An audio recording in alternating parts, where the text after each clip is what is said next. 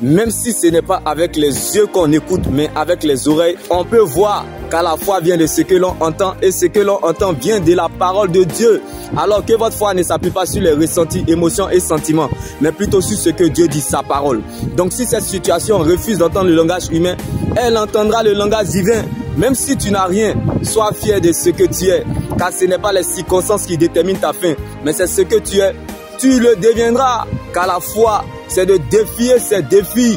Ce n'est pas parce que tu ne vois rien que tu n'as rien. Comme l'orphelin Méphibosheth, boiteux des 2 pieds, ne pouvait pas marcher. Mais Dieu marchait avec lui, bien-aimé. Alors, ça ne sert à rien de combattre ou de rejeter ou même abandonner quelqu'un que Dieu ne laissera jamais seul. Comme l'orphelin Méphibosheth, paralysé, infirme, boiteux des 2 pieds, ne pouvait pas du tout se lever. Était abandonné, oublié à l'eau débat, là où il n'y avait plus de passe internet. Méphibosheth, bien-aimé, ne savait même pas qu'il allait voir le lendemain. Lui qui n'était pas cité parmi les grands, il s'est retrouvé parmi les grands à la table des rois.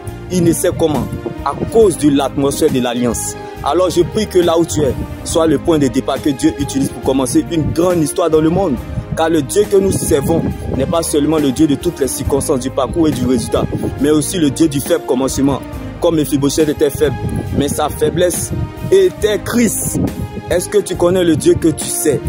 Quel est le poids de ton Jésus? Car la souveraineté de Dieu est une réalité à ceux qu'il a connus d'avance. Il les a aussi prédestinés. Et à ceux qu'il a prédestinés, il les a aussi appelés.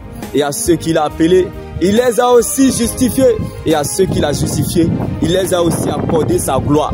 Donc ne cherche pas à savoir comment Dieu va faire, mais cherche plutôt à savoir que Dieu va le faire.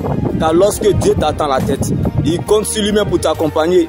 Comme l'orphelin Méphibosheth, boiteux des 2 pieds, s'est retrouvé à la table des rois. Il ne sait comment, à cause de l'atmosphère de l'alliance. Dieu n'arrangera pas, mais il s'arrangera à ton sujet. Non pas parce que tu as raison, mais parce que tu es sa raison.